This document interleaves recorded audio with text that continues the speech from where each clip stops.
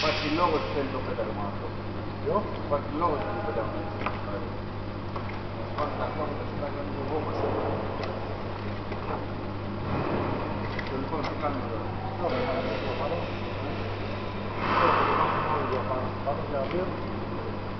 Το βγάλουμε τώρα. Πάμε και στο... Να πάει στο παρακέσιμο.